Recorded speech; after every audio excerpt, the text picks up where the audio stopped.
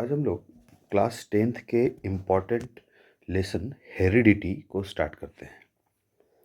तो हमारा आज का लेसन है हेरिडिटी।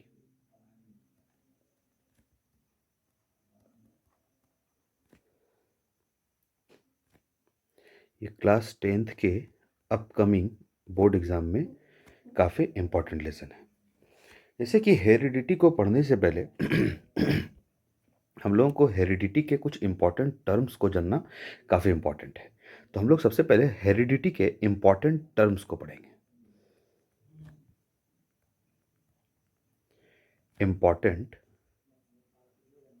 टर्म्स, इस चीज़ को जान लेना काफ़ी इम्पॉर्टेंट है क्योंकि ये सारे टर्म्स हेरिडिटी में एक टूल्स के तरह यूज़ आएंगे, क्योंकि बहुत सारे जगहों पे ऐसे ऐसे टर्म्स का यूज़ किया जाएगा जो काफ़ी इम्पॉर्टेंट रोल प्ले करेगा इस लेसन को सीखने में।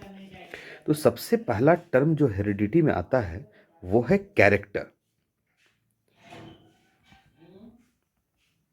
अब कैरेक्टर से क्या समझते हैं?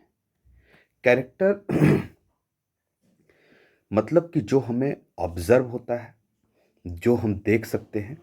तो कैरेक्टर में हम लोग ये लिख सकते हैं, कुछ एग्जाम्पल्स अगर देखें कैरेक्टर को, तो flower, colour, hair colour, hair colour लिख सकते हैं हम लोग। Stem height, stem height. यानी कैरेक्टर का मतलब ये हुआ कि आप किसी भी चीज को जब देख रहे हैं तो वो कैसा अपीयर हो रहा है। हेरिडिटी के टर्म में यानी जेनेटिक्स के टर्म में हम इससे फिनोटाइपिक कैरेक्टर भी कह सकते हैं। फिनोटाइपिक कैरेक्टर वो कैरेक्टर होता है जो ऑब्जर्व हो, जो सामने से हमें दिखता है। तो कैरेक्टर के बारे में एक क्लियर कट कॉन्सेप्ट डेवलप हो गया हमारे दिमाग में कि कैरेक्टर यानी जो हमें ऑब्जर्व हो, जो हमें दिखता है, दैट इज अ कैरेक्टर। उसके बाद हम लोग सेकंड टर्म के बारे में सीखते हैं, उसका नाम है ट्रेट। ट्रेट ये काफी इंपॉर्टेंट टर्म है। ट्रेट यानी होता है जो भी कैरेक्टर्स ट्रांसफर होते हैं पेरेंट से ऑफस्प्रिंग में। जो भी कैरेक्टर पेरेंट्स यानी माँ बाप से बच्चों में ट्रांसफर होते हैं उसे हम लोग ट्रेट कहते हैं। तो कह सकते हैं हम लोग, it is an inherited, it is an inherited character, it is an inherited character. Such as, क्या क्या कैरेक्टर ट्रांसफर हो सकता है? क्योंकि हेरिडिटी के केस में हम लोग कुछ स्पेशल कैरेक्टर्स को देखेंगे। Such as, such as tall मतलब कि लंबाई, डॉर्फ यानी बौनापन यानी शॉर्ट हाइट। एक तो कॉन्सेप्ट क्लियर हो गया। ट्रेट मतलब जो कैरेक्टर्स ट्रांसफर्ड हो पेरेंट से ऑफस्प्रिंग में, पेरेंट्स यानी माँ बाप और ऑफस्प्रिंग यानी बच्चे। थर्ड जो कैरेक्टर है वो भी काफी इंपॉर्टेंट रोल प्ले करेगा, यूनिट फैक्टर। यूनिट फैक्टर, अब ये यूनिट फैक्टर क्या है? याद रखना है कि इस टर्म को सबसे पहले मेंडल ने यूज किया था। This term was used by Mendel. This term was used by Mendel. Mendel जो है ये फादर हैं जेनेटिक्स के, ग्रेगर जोहान मेंडल। ये फादर हैं जेनेटिक्स के, he is called the father of genetics. तो इन्होंने ही इस यूनिट फैक्टर को बताया था। यूनिट फैक्टर एक ऐसा टर्म है जो यूनिट है इनहेरिटेंस का।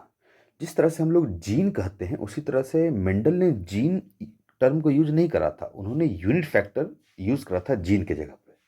तो हम इसके लिए लिख सकते हैं, it is a unit of inheritance. It is it is a unit of inheritance. It is a unit of what? Inheritance, which controls a trait. Which controls a trait. No problem. यहां तक हमें समझ में आ गया कि gene को ही Mendel ने unit factor के फॉर्म में यूज करा था. तो यहां से एक क्वेश्चन बनता है कि what is unit factor, who coined the term unit factor. तो unit factor term was coined by Mendel. ठीक है, हम लोग फोर्थ टर्म के तरफ आगे बढ़ते हैं. फोर्थ टर्म हमारा सबसे इंपॉर्टेंट है जीन.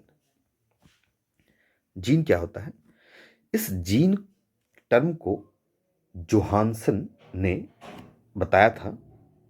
टर्म वाज गिवन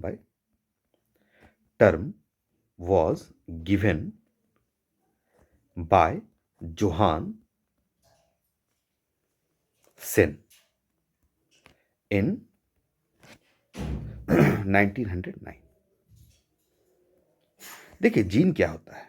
अगर जीन के बारे में हम समझें कि जीन क्या है, तो हम लिख सकते हैं gene is a segment of DNA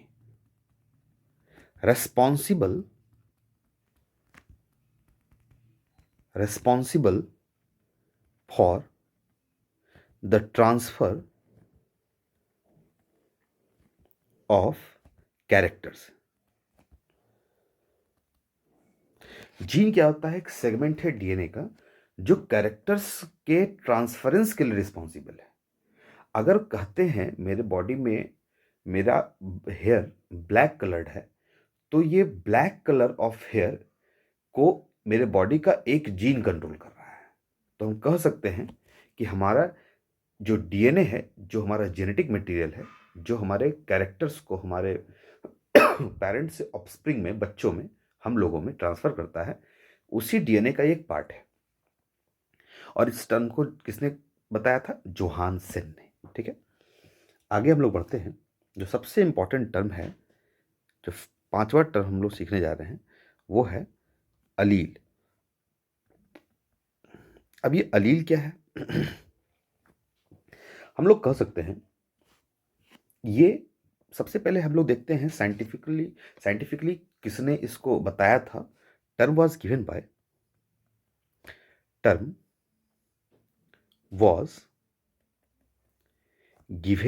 by Bateson.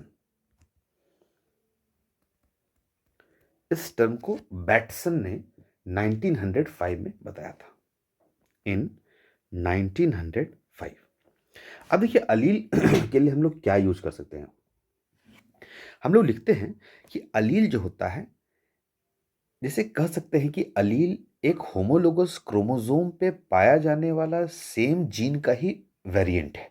जैसे मान लेते हैं हमारे बॉडी में कितने क्रोमोसोम हैं? हमारे बॉडी के हर एक सेल में 46 क्रोमोसोम है, जो अगर पेयर्स में कहा जाए तो वो 23 पेयर्स होगा.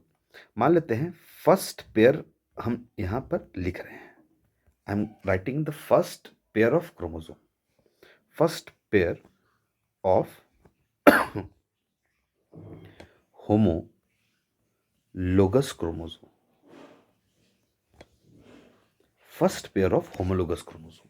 अब देखिए इस होमोलोगस क्रोमोसोम का जो पहला पेयर होगा, एक क्रोमोसोम कहां से आएगा?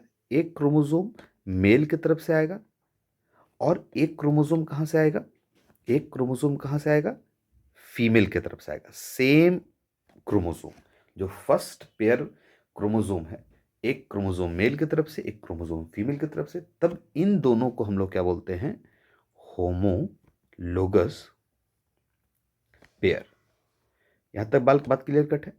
अब देखिए इस क्रोमोसोम्स के डिफरेंट लोकेशन, जैसे मान लेते हैं ये एक लोकेशन हो गया, ये एक लोकेशन हो गया, जो भी मैं डॉट डॉट कर रहा हूँ ब्लैक ब्लैक, वो कुछ लोकेशन है क्रोमोसोम का, जहां पर जीन्स पाया जा रहा है. तो इन लोकेशन को, यहाँ पर जो लोकेशन पाया जाएगा, इसके ठीक सामने यही लोकेशन यहाँ भी पाया जा रहा है, ठीक सामने यहाँ लोकेशन पाया जा रहा है. ये जो डॉट डॉट्स मैं बना रहा हूँ, ये सपोज कीजिए ये जीन है.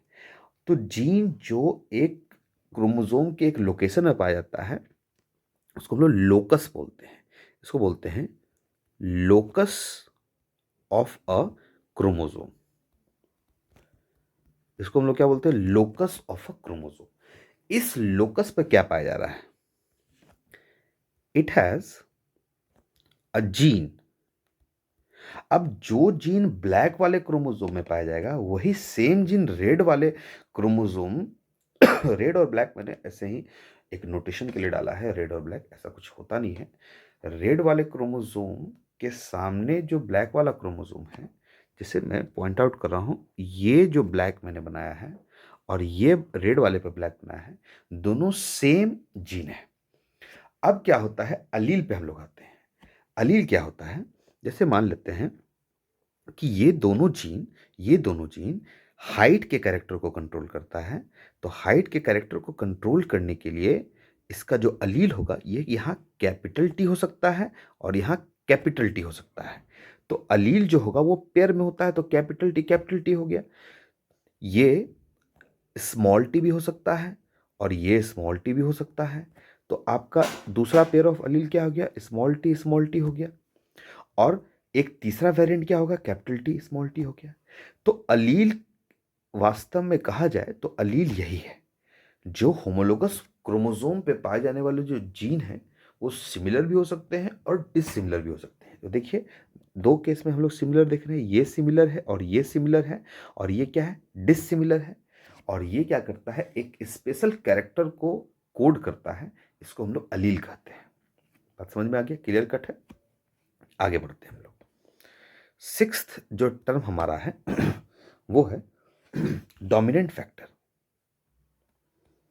Dominant dominant factor. अब देखिए, डोमिनेंट फैक्टर क्या होता है? एकदम इसको हम लोग आराम से सीखे, एक शॉर्ट में अगर सीखें। जैसे मान लीजिए मैंने अली लिखा था ऊपर, कैपिटल टी, और एक लिखा मैंने कैपिटल टी स्मॉल टी। अब देखिए बात को समझिएगा। कैपिटल टी लिखा और कैपिटल टी स्मॉल टी लिखा मैंने। जब मैं कैपिटल टी लिख रहा हूं, तो ये जो ऑफस्प्रिंग जो बनेगा, जो बच्चे बनेंगे, वो प्योर टॉल होंगे, प्योर टॉल होंगे। ठीक है? जिसको हम लोग प्योर टॉल भी कह सकते हैं। अब जैसे मान लीजिए मैं लिख रहा हूं कैपिटल टी स्मॉल टी, इसके बच्चे कैसे बनेंगे? ये भी टॉल ही बनेंगे। ठीक है? But it is a hybrid. Hybrid इसलिए कहेंगे हम इसे, यहां पर दो अलील मिला हुआ है, एक कैपिटल टी और एक स्मॉल टी, जिसमें दोनों का नेचर अलग है। अब देखिए डोमिनेंट फैक्टर क्या होता है। Here in capital T small T, capital T will dominate over capital T will capital T will dominate over small t and suppress the effect of small t। Capital T ने small T को क्या किया? उसके ऊपर dominate करा। कौन सा capital T ने? इस कैपिटल टी ने इस स्मॉल टी के ऊपर डोमिनेट करा, और स्मॉल टी के इफेक्ट को उसने क्या करा? सप्रेस कर दिया, और स्मॉल टी के इफेक्ट को आगे नहीं आने दिया। इसीलिए कैपिटल टी और स्मॉल टी होने के बावजूद ये जो ऑफस्प्रिंग बना, बच्चे बने, वो टॉल बने, है ना? तो लॉ ऑफ डोमिनेंट यही कहता है कि अगर आपके पास कैपिटल टी है, स्मॉल टी है, तो this capital T will dominate over this small T, और जो ऑफस्प्रिंग बनेंगे वो क्या होंगे? सारे टॉल होंगे। आगे हम लोग सेवंथ टर्म देखते हैं, रेसेसिव फैक्टर। रेसेसिव फैक्टर क्या होता है? ध्यान से देखिएगा, रेसेसिव फैक्टर को ध्यान से देखिएगा। जैसे मान लेते हैं, रेसेसिव फैक्टर तब काम करता है, जैसे मान लेते हैं एक स्मॉल टी और एक स्मॉल टी। जब स्मॉल टी दोनों सेम हो, जब दोनों अलील जो है, अलील क्या हमेशा पेयर में पाया जा रहा है, और दोनों अलील सिमिलर हो, तो यहां पर जो कैरेक्टर निकल कर आता है वो डॉर्फ कैरेक्टर होता है। ठीक है, ये बात समझ में आ गया। यहाँ पर जो कैरेक्टर निकल के आएगा ये क्या होगा, ड्वार्फ होगा, है ना। तो हम लोग कह सकते हैं रिसेसिव फैक्टर यहाँ पर स्मॉल टी है। Here the result is dwarf. ठीक है, ये रिसेसिव फैक्टर है। और रिसेसिव फैक्टर ये भी कह सकते हैं कि मैंने अगर कैपिटल टी स्मॉल टी लिया in this, small T fails to express.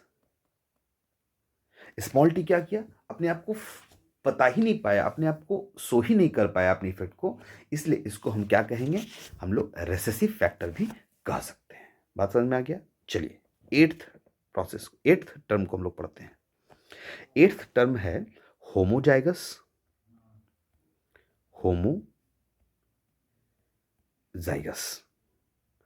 अभी देखिए, होमोजाइगस टर्म को भी किसने बताया था, विलियम बैटसन ने। अब समझिए बात, होमोजाइगस क्या होता है। जैसे मैं लिख रहा हूं कैपिटल टी, तो ये क्या होगा, प्योर टॉल होगा। तो इसको हम लिख सकते हैं एक और टर्म में, होमोजाइगस, ये जेड है, this is Z, homozygous dominant लिख सकते हैं। जब अलील जो एक पेयर में पाया जा रहा है दोनों सिमिलर टाइप का हो, या जब हम स्मॉल टी लिखते हैं तो इसको लिख सकते हैं होमोजाइगस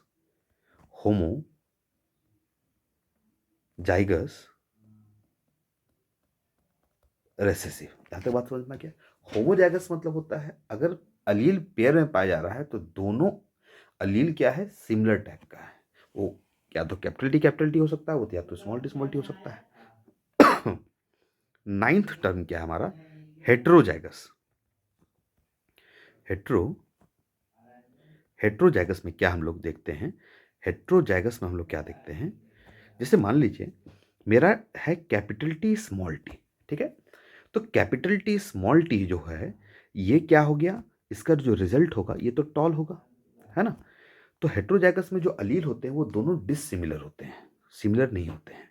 तो इसको हम लिख सकते हैं, इस कैपिटल टी स्मॉल टी को लिख सकते हैं हेट्रोजाइगस डोमिनेंट। ठीक है, इसे हम क्या लिख सकते हैं, हेट्रोजाइगस डोमिनेंट। यहां तक बात समझ में आ गया, यहां तक कोई दिक्कत नहीं है। अब हम लोग आगे बढ़ते हैं। इस टर्म को भी, हेट्रोजाइगस टर्म को भी हम लोग विलियम बैटसन ने ही बताया था, विलियम बैटसन। इस बात को आपको याद रखना, कहीं कहीं ये पूछ दिया जाता है। उसके बाद हम लोग आगे बढ़ते हैं 10th टर्म पे। टर्म क्या कहता है, जीनोटाइप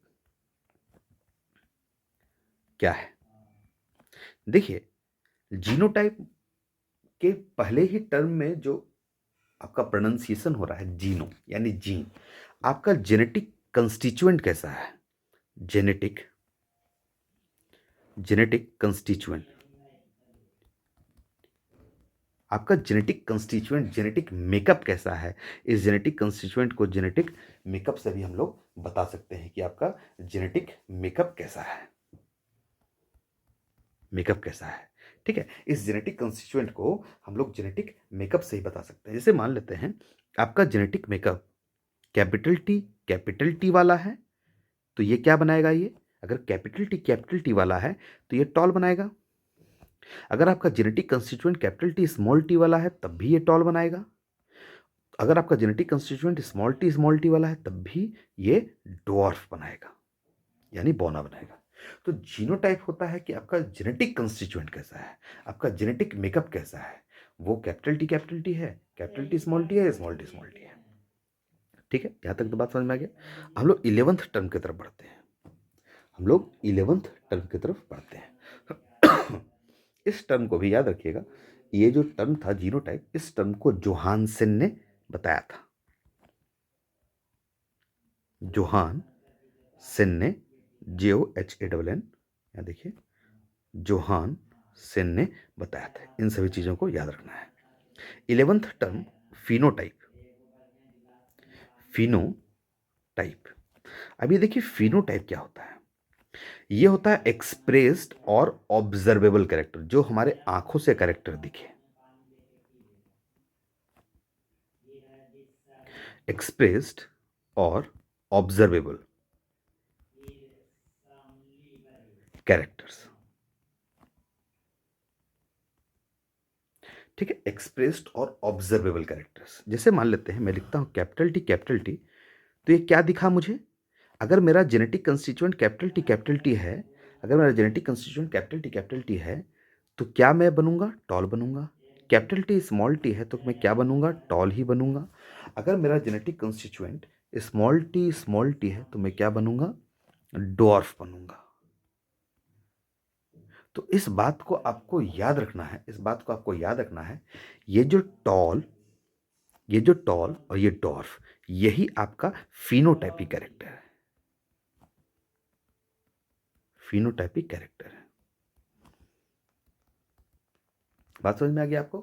ये फिनोटाइपिक कैरेक्टर है, जो एक्सप्रेस्ड कैरेक्टर हो, ऑब्जर्वेबल कैरेक्टर हो, इन चीजों को याद रखना है। यहां तो कोई दिक्कत नहीं है। चलिए 12th टर्म पे आते हैं हम लोग। चूंकि ये टर्म्स को जानना काफी इंपॉर्टेंट है, इसके बिना जेनेटिक्स आप पढ़ नहीं सकते हैं। 12वां टर्म है F1 जनरेशन। F1 जनरेशन क्या होता है? इसको हम लोग फर्स्ट जनरेशन भी कहते हैं। फर्स्ट जनरेशन भी कहते हैं।